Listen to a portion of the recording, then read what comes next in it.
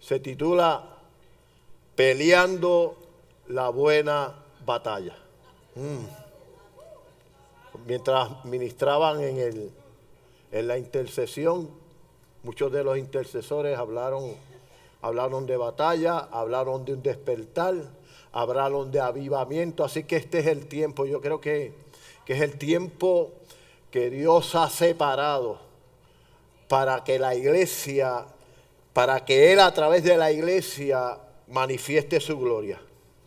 Si algo, y es bien importante que podamos entenderlo, si algo la iglesia del Señor en este preciso tiempo tiene o tenemos que tener claro, bien claro, y precisamente como dije en este tiempo, es que nos encontramos en el momento más difícil de nuestra historia. ¡Qué silencio! Si algo la iglesia del Señor tiene que entender y comprender es que nos encontramos en el momento más difícil de nuestra historia. Quizás usted pueda pensar o no estar de acuerdo con lo que yo he acabado de decir. Y no estar de acuerdo conmigo al respecto. Pensar o decir.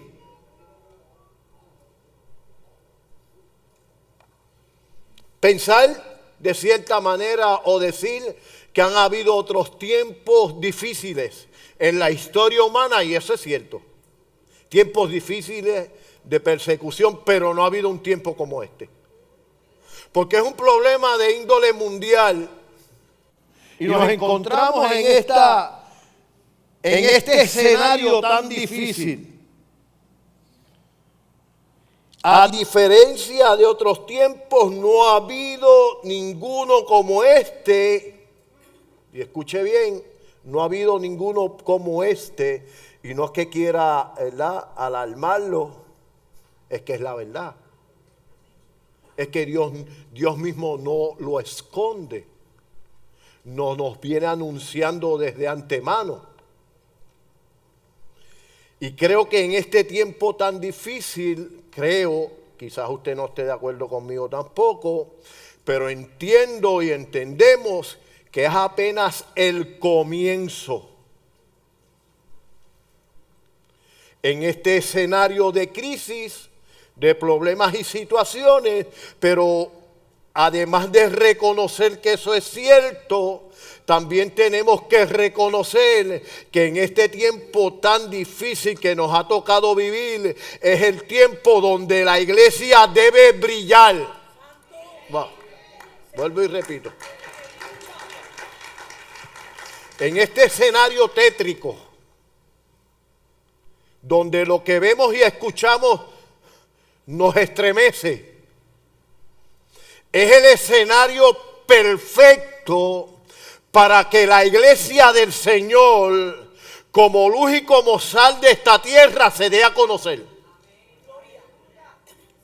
Entendiendo, como decía mi amada pastora hace un domingo, que pese a que en el tiempo donde Dios estaba tratando con el pueblo de Israel en Egipto, aunque alrededor había crisis, problemas y situaciones, en Gosén estaba el todopoderoso Dios, y aquel pueblo y aquel remanente estaba protegido, cercado por la mano poderosa de Dios.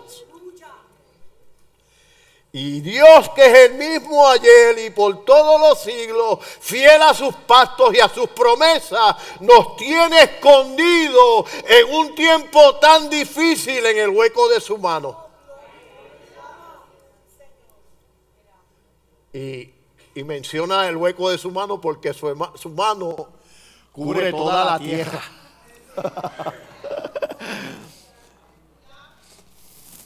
Así que debido al tiempo que estamos viviendo, y esto es bien importante que podamos entenderlo, estamos en la introducción para que usted pueda entender lo que más adelante Dios quiere hablarle.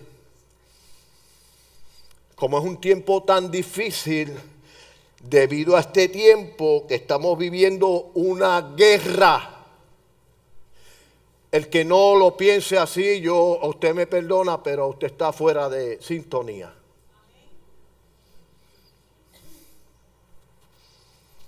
Estamos viviendo una guerra que se va incrementando, no va a disminuir.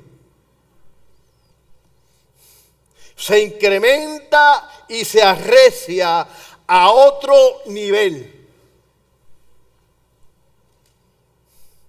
O a otros niveles. Es la batalla más grande jamás experimentada por la iglesia del Señor, lavada por su sangre.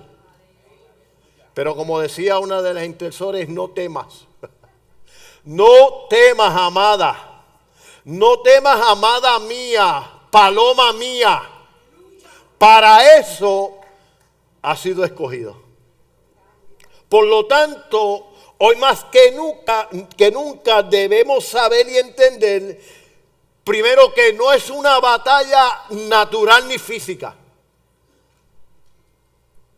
Repito, no es una batalla natural ni física, sino más bien es una batalla a otra dimensión espiritual. Y necesitamos hoy más que nunca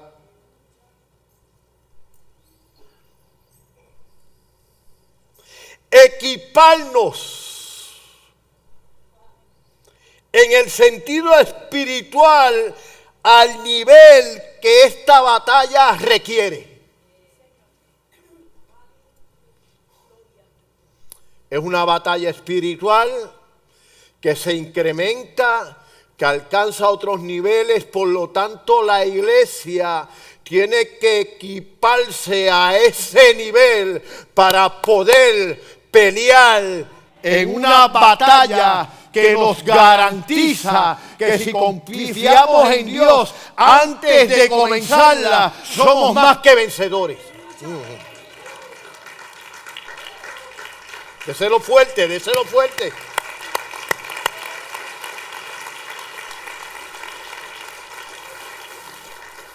Es una batalla que va incrementando. Apenas el comienzo, alcanza otros niveles, pero la iglesia tiene que alcanzar el nivel que requiere esa batalla para poder permanecer firme. Bueno.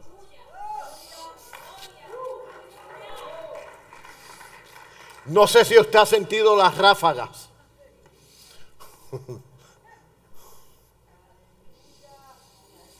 No sé si usted ha sentido, ¿verdad? Pero es una realidad. Y no podemos hacernos de la vista larga pensando que esos son cuentos de camino. Es una realidad. La guerra espiritual o la dimensión espiritual es más real que la natural. Debemos saber, debemos entender y debemos ser diligentes.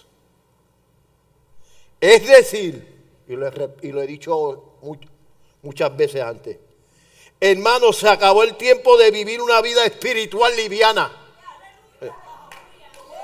No sé si usted vino en esta mañana a escuchar algo que endulce su oído, pero yo tengo la responsabilidad como pastor principal de decirle a usted que lo que viene no es fácil. Por lo tanto, tenemos que ser diligentes en equiparnos de las almas que Dios nos provee a través de su palabra para poder ejecutar la función de como iglesia tenemos para este tiempo. Se acabó el tiempo de jugar a ser cristiano.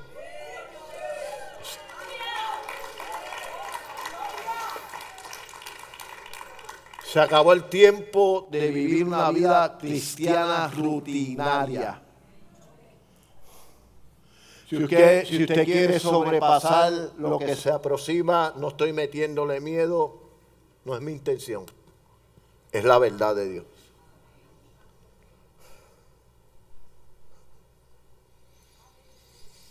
No hay tiempo que perder. Es un llamado urgente del Espíritu Santo a la iglesia lavada con la sangre del Cordero y empoderada en el Espíritu para manifestar la gloria más poderosa de Dios como nunca antes en este mundo hundido en el pecado.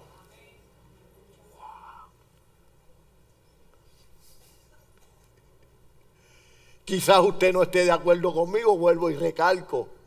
Pero mi hermano, no puedo decirle otra cosa. Estamos en los tiempos más peligrosos. Tenemos que volvernos a Dios como nunca antes. Tenemos que pelear. En una guerra no se va a comer. En una guerra se va a guerrear, a pelear. En una guerra hay que estar sobrio. Hay que saber el propósito por el cual usted está en esa guerra. Hay que saber los resultados que eso le va a dar. Hay que entenderlo, hermano. Es una batalla entre dos reinos. El reino de Dios y del bien, donde Jesús es el rey. Y el reino de las tinieblas, comandado por Satanás. Y donde el objetivo principal de cada uno de estos dos reinos son las almas. Y cada uno de nosotros está en juego. Tenemos que decidir a cuál de estos dos reinos pertenecemos sin ninguna otra opción. No hay opción. O perteneces a un reino o perteneces al otro. No hay lugares neutros. No hay espacio. Si usted mira la condición de Puerto Rico, isla marcada por el Cordero, se da cuenta que estamos escuchando y viendo cosas que jamás pensábamos que íbamos a verlas o escucharlas. Abuso de los niños, los matrimonios, los esposos matando a las esposas, viceversa. Esto se fue fuera de control para los gobiernos de la tierra, pero para la iglesia, donde el Padre, donde el Hijo es cabeza de ese cuerpo, hay gozo y hay alegría y hay buenas noticias y esperanza. Aunque muchas de las cosas que escuchamos o vemos nos estremezcan, tenemos que enfocarnos en lo que somos y en lo que representamos. Las puertas del infierno no prevalecerán contra la iglesia del Señor. Wow.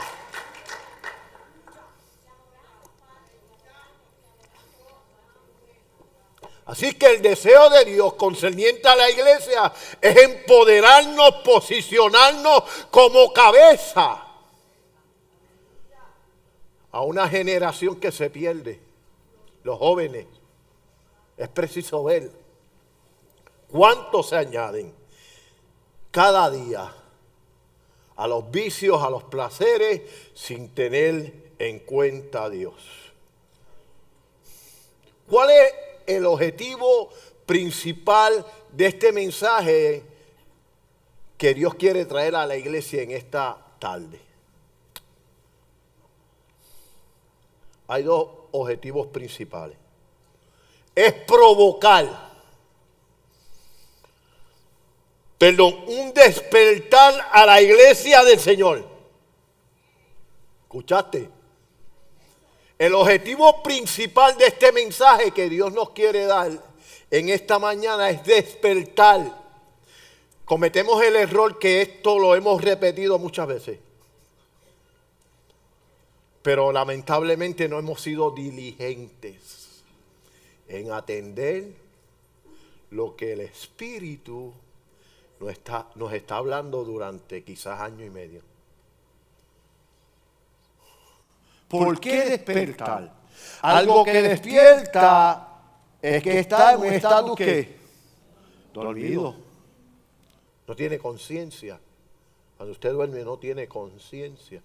Entonces el objetivo principal de este mensaje que Dios nos quiere dar en esta mañana es despertarnos.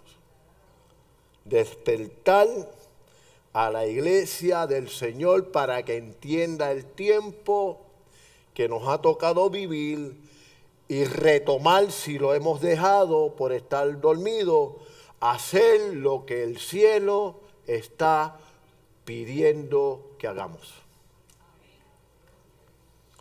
Todos cualificamos. Aquí no se trata de posiciones, aquí se trata de disposición y de función desde el más pequeño hasta el más grande. Porque juntos vamos a alcanzar el propósito por el cual hemos sido llamados.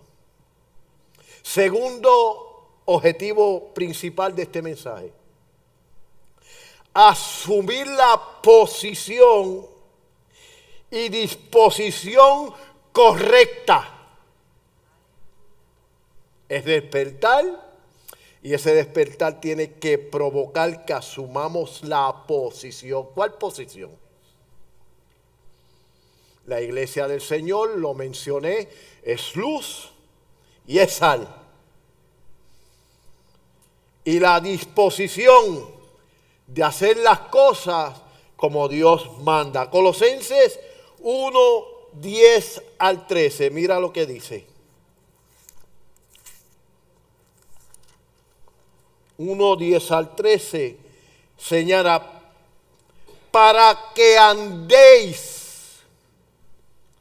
como es digno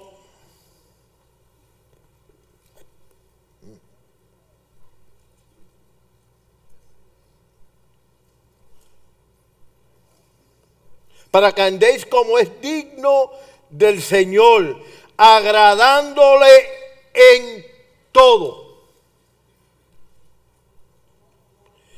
llevando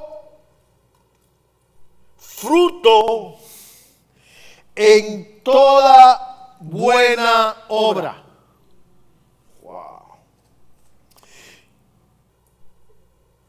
Y creciendo en el conocimiento de Dios, fortalecidos con todo poder conforme a la potencia de su gloria, para toda paciencia y longanimidad. Qué tremendo. ¿Qué es lo que quiere Dios? Andemos como es digno del Señor, agradándole en todo, no deja nada.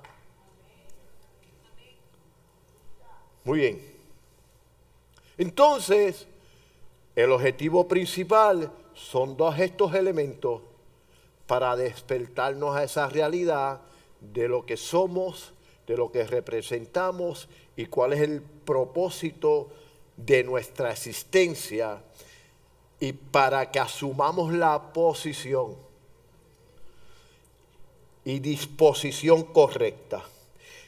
Voy a tomar como texto base, no voy a tomar lo que dice Pablo, pelear la buena batalla, después quizás hablemos de eso, pero quiero entrar a una historia bien interesante que nos presenta, nos plantea, nos enseña varias verdades que tenemos que es necesario que aprendamos. Se encuentra en Génesis capítulo 32, del 22 al 31, y dice de la siguiente manera. Génesis capítulo 32, del 22 al 31. Dice así: es la historia de Jacob, el hijo de Isaac, hijo de Abraham, el cual el padre estuvo dispuesto a llevarlo al sacrificio por un mandato divino, el cual esperó sobre 90 años para recibir la promesa que Dios le había dado. Mira lo que dice Jacob, el nieto de Abraham, el padre de la fe. Y dice, se levantó, 32, sí. Y se levantó aquella noche y tomó sus 2 mujeres y sus 2 siervos y sus 11 hijos y pasó el vado de Sabot. Los tomó pues e hizo pasar el arroyo a ellos y a todo lo que tenía. Así que quedó Jacob solo y luchó con él un varón hasta que rayaba el alba. Y cuando el varón vio que no podía con él, tocó en el sitio del encaje de su muslo y se lo descoyuntó el muslo de Jacob mientras con él luchaba. Y dijo, déjame porque raya el alba. Y Jacob le respondió, no te dejaré si no me bendices. Y el varón le dijo, ¿cuál es tu nombre? Y él respondió, Jacob. Y el varón le dijo, no se dirá más tu nombre Jacob, sino Israel, porque has luchado con Dios y con los hombres y has vencido. Entonces Jacob le preguntó y dijo, declárame ahora tu nombre. Y el varón respondió, ¿por qué me preguntas por mi nombre? Y lo bendijo allí. Y llamó Jacob el nombre de aquel lugar Peniel, porque dijo, vi a Dios cara a cara y fue librada mi alma. Y cuando había pasado Peniel, le salió el sol y cojeaba de su cadera. Por esto no comerán los hijos de Israel hasta el día de hoy del tendón se contrajo, y el cual está en el encaje del muslo, porque tocó a Jacob este sitio de su muslo y el tendón que se contrajo. Quisiera resumir la historia de Jacob para poder entender lo que él acaba de hacer en estos versículos que acabamos de leer. Jacob es uno de los hijos ¿de quién? ¿De Isaac? No. Nieto de Abraham. Y cuando vemos los capítulos anteriores, descubrimos que esta mujer, Rebeca, era estéril. Y por cuanto era estéril, dice la Biblia que Jacob oró a Dios. Y Dios le indicó o le recibió la oración. Inmediatamente Rebeca quedó embarazada. No sé el tiempo que tuvieron casados, quizás 20 años, pero no tenía hijos. Y para la cultura judía el no tener hijos era una vergüenza, era una afrenta. Por lo tanto ellos clamaban, o clamó Jacob cuando vio que no podía tener hijos su esposa, y Dios contestó su petición. Es interesante porque Isaac sabía que él portaba una promesa, que Abraham, por causa de la obediencia, había conquistado en la presencia de Dios, y su descendencia iban a gobernar toda la tierra. Por lo tanto, había una dinámica de frustración porque no se veía la promesa cumplida. Pero hizo en medio de la crisis lo que Dios nos pide que hagamos. Fue a la presencia de Dios, Dios le contestó y la esposa queda embarazada. En ese embarazo venían 2 hijos y esos 2 hijos, si simbolizaban dos naciones. Pero en el proceso, Rebeca se da cuenta, no sé cómo lo hizo, pero Rebeca se da cuenta que dentro de su vientre habían gemelos y traían una guerra desde el vientre. Y cuando ella se da cuenta de este hecho, ¿tú sabes lo que hizo? Se fue para el ginecólogo. Hizo lo que debemos de hacer cuando no entendemos, cuando estamos en crisis. Hizo como mujer sabia a fin ir a la presencia de Dios. Y le dijo, fue al extremo y le dijo, Señor, hay una guerra en mi vientre, mejor quítame la vida. Wow. Y Dios le contestó, en tu vientre hay dos naciones y hay una guerra. Y le dijo más, le dijo, el mayor servirá al menor. Y eso era contraproducente en esa cultura también, porque el mayor se supone que recibiera la mayor bendición como primogénito. Ahora bien, lo que quiero hacerle entender a través de lo que he dicho hasta ahora es que Dios tiene la costumbre de llevarnos al extremo. Porque cuando Él nos lleva al extremo, o quién vino aquí cuando estaba bien. Si yo le pregunto, yo creo que el 99.9 algo dice, en una crisis.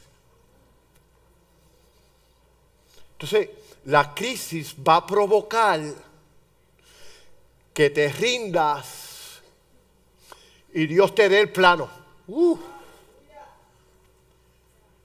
En los planes y los propósitos de Dios que tenía con aquellos dos gemelos, ni Rebeca ni Isaac sabían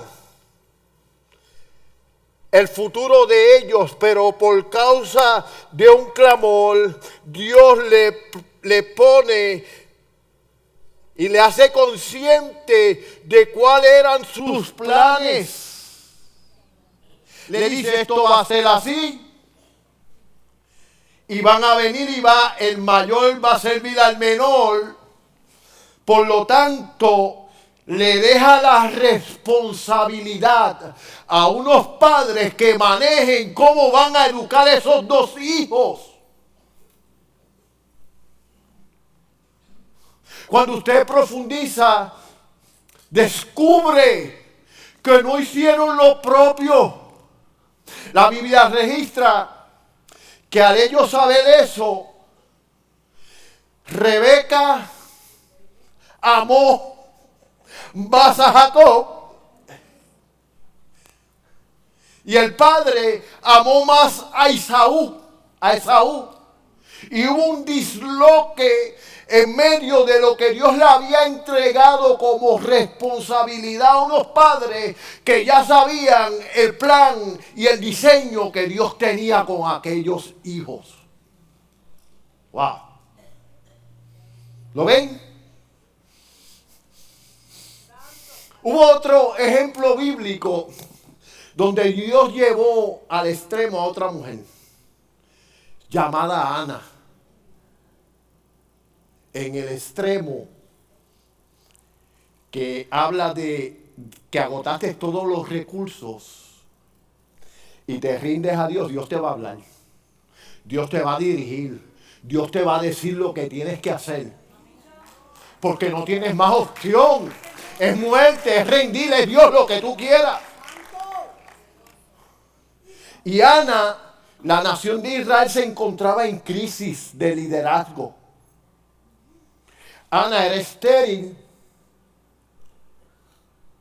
Todos los año subía a Jerusalén al sacrificio, pero como la sierva que había tenido hijos se avergonzaba porque ella no podía tener, era una vergüenza, era un oprobio a esa cultura judía, Ana va y se derrama delante de Dios ante el sacerdote Elí.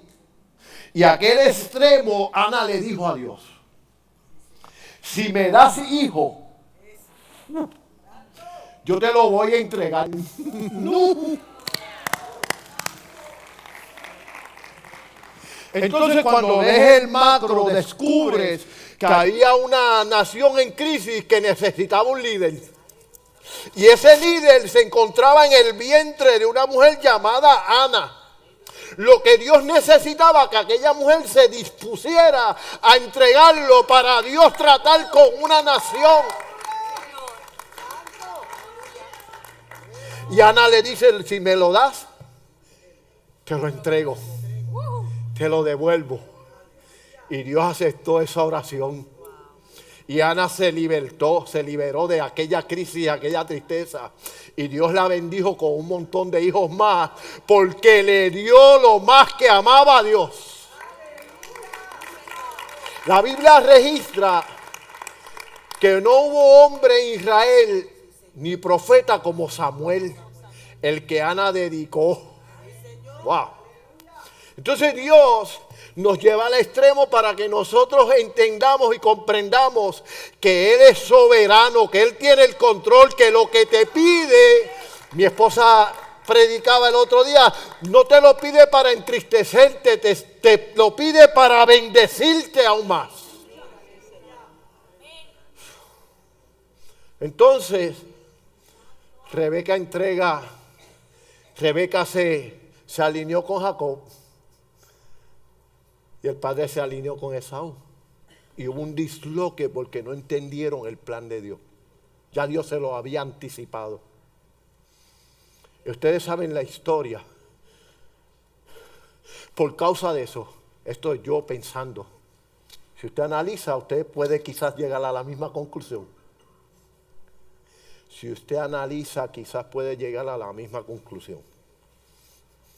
Como no atendieron lo que Dios le estaba diciendo, Dios permitió que el padre tuviera ciego.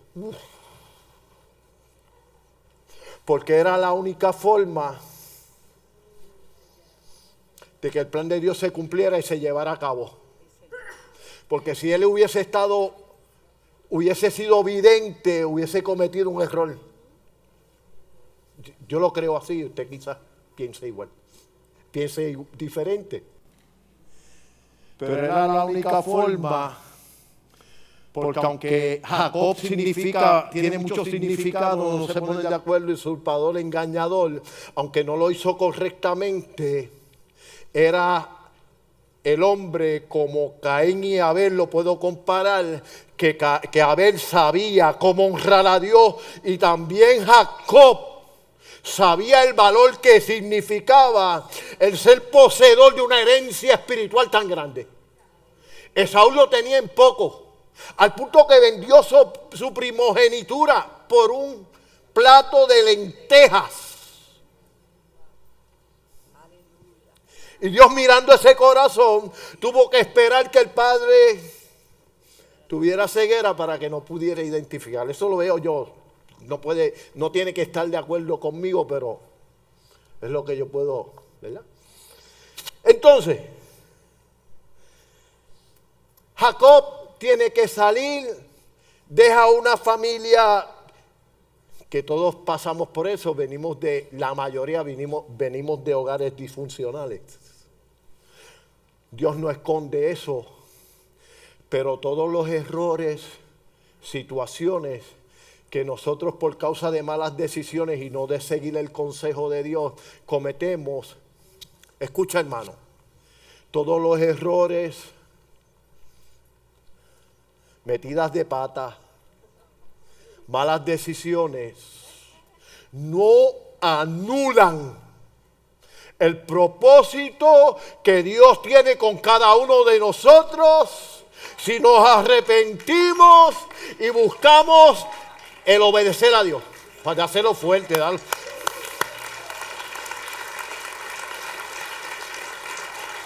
Y esta historia de Jacob evidencia esa verdad. Mis errores no van a anular el propósito que Dios tiene conmigo. Serán la plataforma para yo vivir humillado en la presencia de Dios, reconociendo que no soy merecedor de tanta misericordia. Muy bien. Sigue la historia. Jacob llega a un lugar.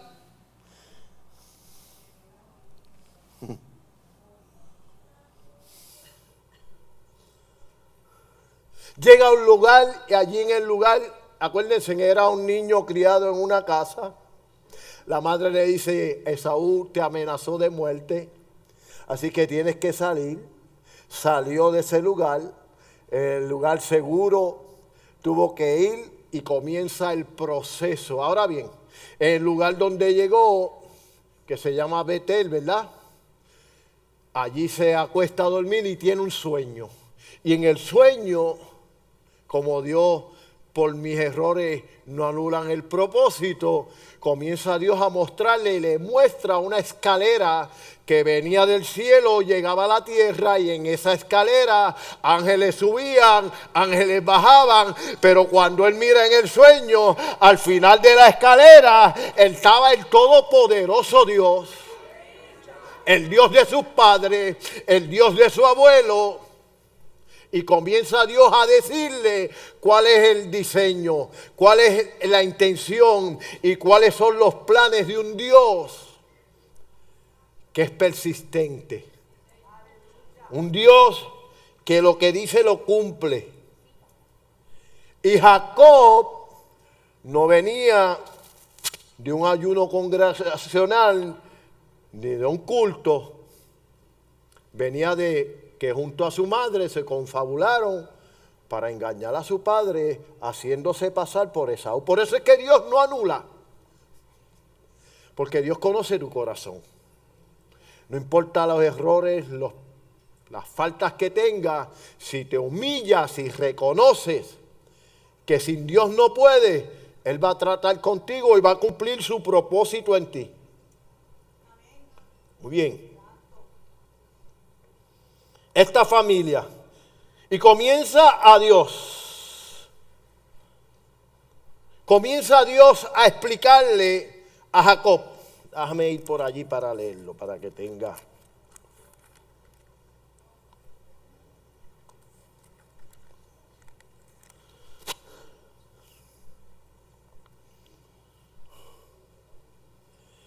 El capítulo 28, versículo 10 en adelante dice: y salió pues Jacob de Beerseba y fue a Harán, y llegó a un cierto lugar y durmió allí, porque ya el sol se había puesto, y tomó de las piedras de aquel paraje y puso a su cabecera y se acostó en aquel lugar y soñó, y he aquí una escalera que estaba apoyada en la tierra y su extremo tocaba en el cielo, y he aquí ángeles de Dios que subían y descendían por ella, y he aquí Jehová estaba en lo alto de ella, el cual dijo, y aquí está el mensaje, el cual dijo: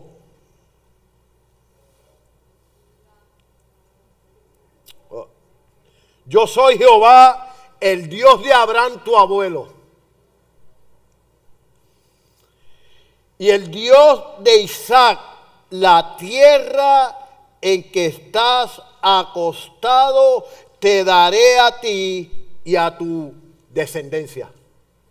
Dios cumpliendo su promesa de un pacto que hizo con un hombre llamado Abraham, que al igual que Ana, le entregó lo más que quería, poniendo a Dios en el lugar que le corresponde. Será tu descendencia como el polvo de la tierra, y te extenderás al occidente, al oriente, al norte y al sur, y todas las familias de la tierra serán benditas en ti y en tu simiente. ¡Wow! ¿Qué clase de package? Lo mismo que Dios le prometa a Jacob, es lo mismo que nos promete a cada uno de nosotros concerniente a nuestra descendencia. Si nosotros permanecemos fieles y obedientes al mandato divino, Él va a tratar con nuestra descendencia, hijos, nietos, bisnietos.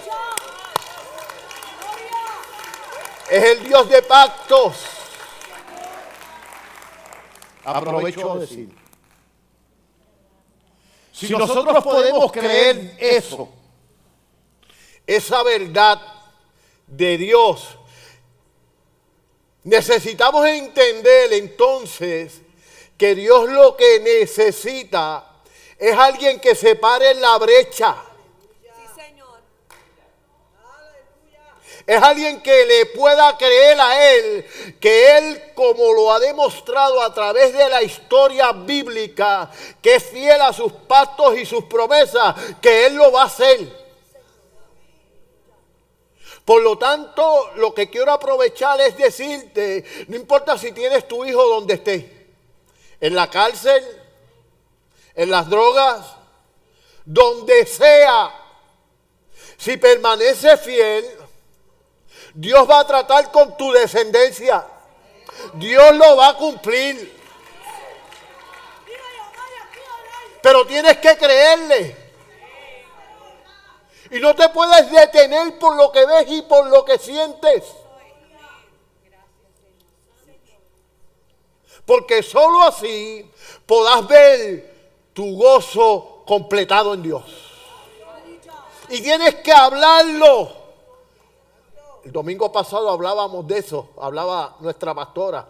Declararlo.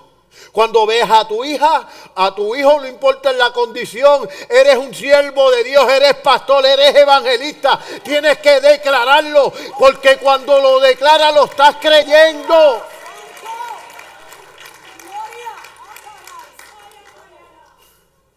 Quizás usted dirá, es fácil decirlo. Se lo digo porque yo lo experimenté, usted sabe. Y puedo disfrutar ahora de lo que Dios es capaz de hacer si le podemos creer. Ahora bien,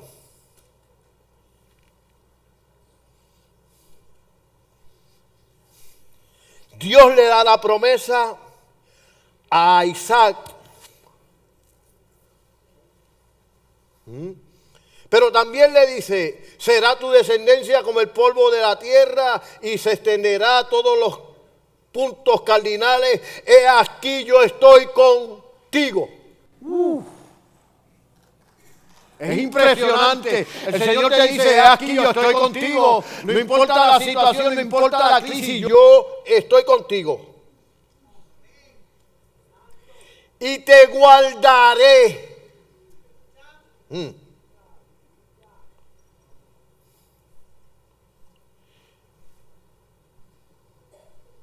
Por donde quiera que fueres, y volveré a traerte a esta tierra, porque no te dejaré hasta que haya hecho lo que te he dicho.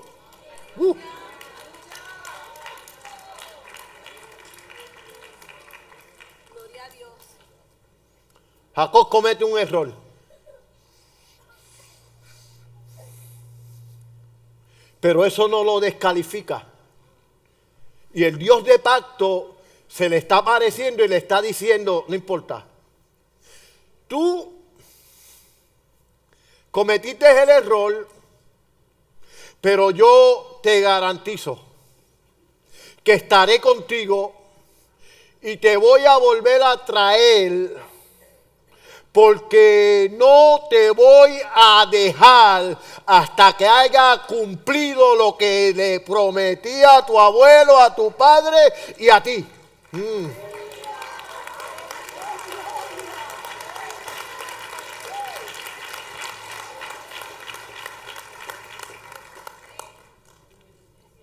Vemos a un Dios persistente. Ahora bien, lo que Jacob no sabía, como tú tampoco lo sabes, ni yo lo sabía, es que para poder llevar a cabo esa promesa, se establece un proceso. En ese te voy a volver, estaré contigo, te voy a acompañar en todo el proceso, pero te voy a volver a traer sin antes, sino dejar que te procese. ¿Cuál fue el proceso? Que cuando llega a su tío, trabajó 7 años por una muchacha llamada Raquel. Y el papá, como cumpliendo las costumbres y la cultura hebrea, le da la mayor. No sabía de música. Como nos dijeron una vez, ¿verdad, pastor? Jacob le pidió la mayor, la menor, y el tío le dio la mayor, la menor, la mayor. Entonces comienza el proceso de un hombre que engaña y recibe engaño. Wow. Entonces, eso le hace consciente en su interior, en su conciencia. Wow. Ahora yo sé lo que sintió Saúl. Ahora yo sé lo que sintió mi papá. Y le hace consciente de esa realidad. La cosa es que tuvo que trabajar como, ¿cuánto? No, 14, ¿verdad? Sí, 14. Entonces, luego de todos esos procesos que son necesarios, porque los procesos forman carácter. Y aprovecho a mencionar que hay muchos hombres, jóvenes y mujeres de Dios que tienen el don y el llamado, pero carecen de carácter. Quiere decir que si nosotros como iglesia no permitimos llegar al Getsemaní, donde se entregan la voluntad, mis sueños, mis deseos, los deseos de una mujer que quería tener un hijo, pero no entendía el propósito por el cual Dios se lo quería dar, vamos a cometer muchos errores. Entonces Dios desea formar nuestro carácter. Y tomo por ejemplo rápido para mencionar a un Moisés. Moisés pensó, porque en la historia de Moisés quien lo formó fue su propia madre, sabiendo lo que portaba, porque Dios lo guardó de todos los primogénitos que fueron muertos, y la mamá en la provisión, en la providencia divina, fue quien lo crió y le enseñó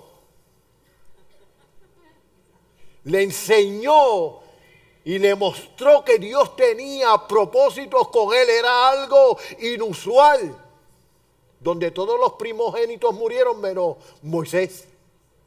Y él supo que Dios tenía propósitos con él. Cuando él mata al Egipto, pensó que era el tiempo. Sale, ve al egipcio abusando del hebreo, mata al egipcio y dijo: aquí llegó Moisés, este es mi tiempo. Cuidado. Tenía el conocimiento, sabía el propósito por el cual existía, pero no había sido procesado. Al punto que salió, mató al egipcio, pensó que era su tiempo y al otro día estaba corriendo para el desierto. Allí estuvo 40 años en el proceso formativo de Dios. Y cuando el ángel se le aparece y le dice, este es el propósito que Dios tiene contigo, ¿tú sabes lo que Moisés contestó? ¿Quién soy yo para libertar al pueblo? Había perdido hasta la identidad. Y ese era el momento en que Dios lo iba a usar y le dijo, aunque tú piensas que todo terminó, apenas es el comienzo.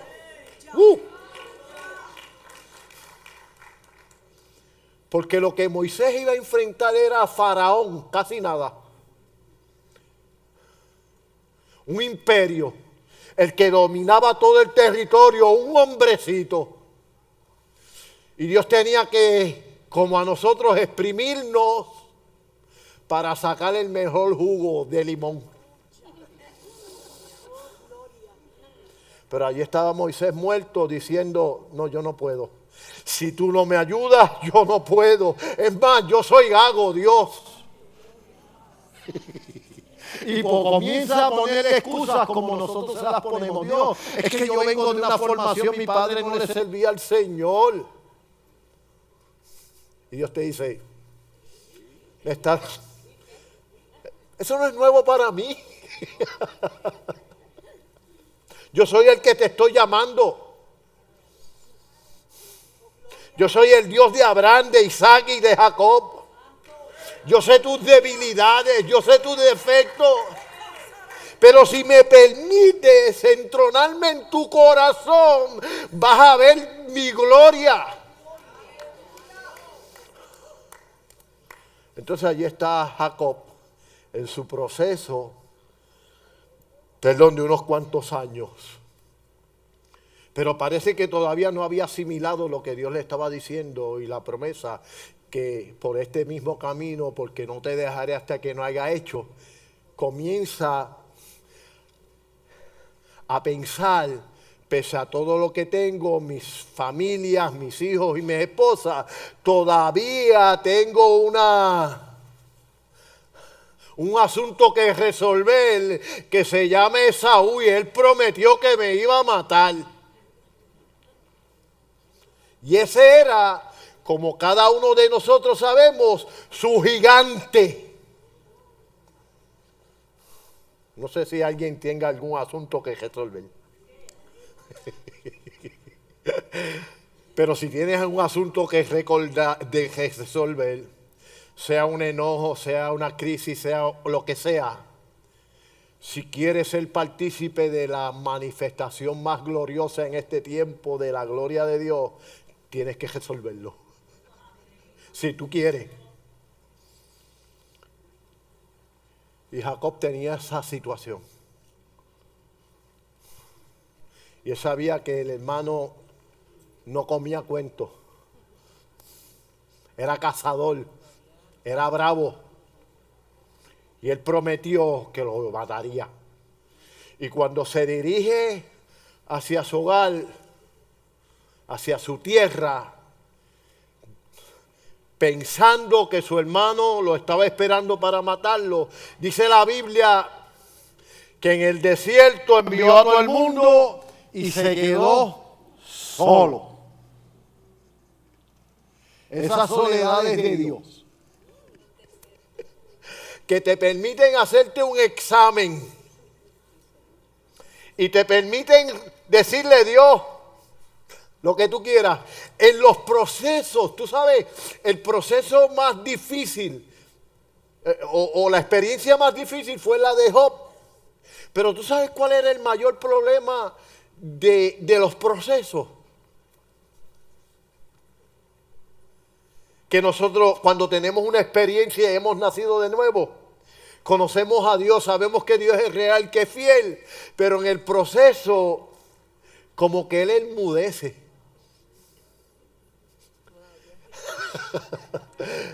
Y esos silencios de Dios son los que Pero Dios, háblame aunque sea para darme un cocotazo.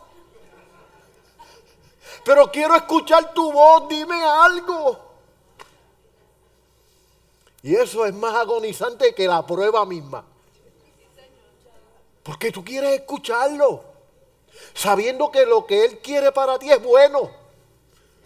aunque te discipline. Porque un cojeazo de Dios es una bendición. Te detiene, te concientiza, te corrige. Y dices, wow, cómo me ama. Me hubiese estrellado si hubiese seguido así. Entonces, en el proceso se queda solo y comienza Dios. ¿Por qué es una guerra? Porque es una guerra. Y lo importante de la guerra, o entender que estamos en una batalla espiritual, lo más importante de entender es que al enemigo que tengo que derrotar es a mí mismo.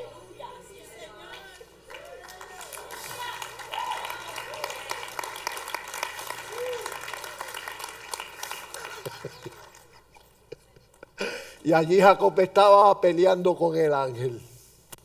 Si no me bendices, no te vas. Si no me bendices, no te vas. Y era una batalla. Pero en medio de esa batalla él sabía. Y fue persistente. No sé qué batalla tú estés enfrentando, pero tienes que pelearla. Y en la batalla el mayor enemigo que tienes o que tenemos somos nosotros mismos. Que Dios, yo pienso así, es que debiera ser así, no. Y Dios te dice, por ahí no. Y es una batalla. Hasta que no nos rindamos a Dios, no vamos a ver su bendición. Entonces, si no me bendices, no te vas. Y el ángel y él peleando por esa batalla, por esa bendición, hasta que el ángel le dice, Jacob, ¿cómo tú te llamas? Oye, no lo sabía, ¿verdad?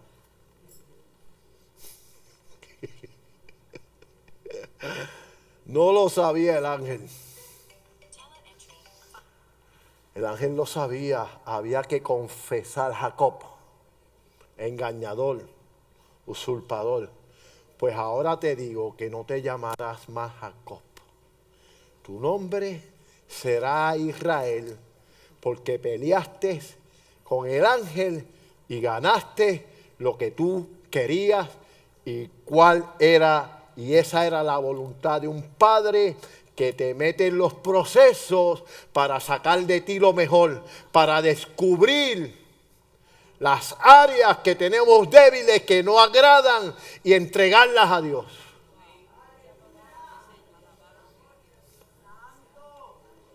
Ahora bien, voy terminando.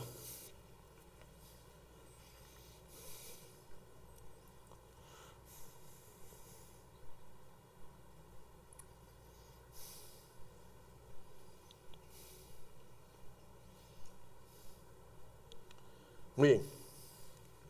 Efesios 4:22. Perdón, Efesios 10:13. ¿Cómo podemos prevalecer ante una batalla de esta magnitud y que es espiritual? Pues con armas espirituales. Con armas espirituales. Dice, vestidos de toda la armadura de Dios. Y cuando habla de toda la armadura, no excluye nada. Y tenemos que conocer cuáles son esas armas que Él nos presenta o nos da para poder prevalecer en una batalla espiritual. Ya no puedes enfrentar a un enemigo espiritual como lo enfrentabas antes al puño, con pistola. Aquí no se valen armas humanas, por lo tanto tenemos que permitir morir a eso y permitir que Dios nos dé la capacidad de pelear con armas espirituales, el escudo de la fe. Ustedes saben, no quiero entrar en eso, pero ustedes ya conocen cuáles son las armas espirituales. Podemos prevalecer. ¿Cómo podemos prevalecer en una batalla tan terrible? Romanos 12:2, tenemos primero que transformados por medio de la renovación de nuestro entendimiento. Tenemos que llevar cautivo todo pensamiento, todo argumento. ¿Cómo lo vas a hacer? ¿Cómo es posible? No puedes quedarte ahí. Tienes que creer con un acto de fe para que Dios pueda revelarte, iluminarte los pensamientos para que puedas entender cuál es su voluntad agradable y perfecta. Tenemos que renovar nuestros entendimientos. Efesios 10:13 dice, vestidos de toda la armadura de Dios, la que Dios provee. 4:22 y 24, Efesios 4:22 y 24, y voy terminando, dice, despojaos del viejo hombre que está viciado con pasiones y vestíos del nuevo hombre creado según Dios en justicia y en verdad. Ahora bien, aquí quiero mencionarte algo. Cuando dice despojaos del viejo hombre y vestíos del nuevo, nos está diciendo que eso nos corresponde hacerlo nosotros. Me explico. Dios te dice, esta es la armadura, esta es la vestimenta, pero Él no te va a vestir.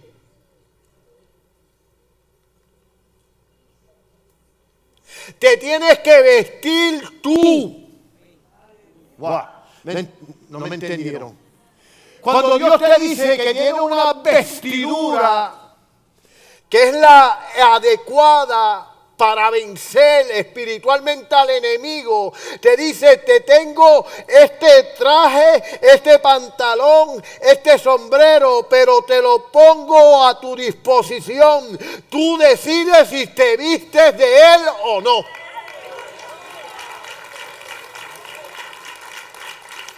Él no te va a vestir. Él te va a proveer. Pero me tengo que vestir yo. Él no violenta esa voluntad. Él te la pone a tu disposición. Y termino con Primera de Timoteo 6:11, que dice así.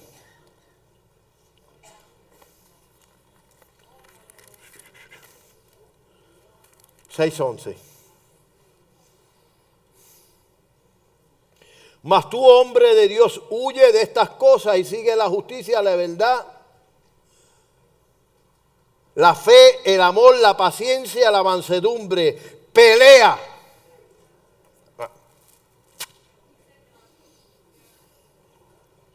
Hay muchos creyentes y respeto su forma de pensar, pero no estoy de acuerdo. Usted le habla de eje espiritual y dice, no, ya Jesús lo hizo en la cruz del Calvario. Dios hizo la parte que yo no podía hacer. Como sacrificio agradable y perfecto se entregó en la cruz del Calvario por mis pecados. Pero me toca a mí pelear la buena batalla. Pablo aconseja a su hijo Timoteo, pelea la buena batalla de la fe. Mas tú, hombre de Dios, huye de estas cosas. ¿Cuáles cosas? Las que te ofrece el mundo, las tentaciones, todas esas. Sigue la justicia, la piedad, la fe, el amor, la paciencia, la mansedumbre. Pelea la buena batalla de la fe. Echa mano de la vida eterna, a la cual asimismo fuiste llamado, habiendo hecho la buena profesión delante de muchos testigos.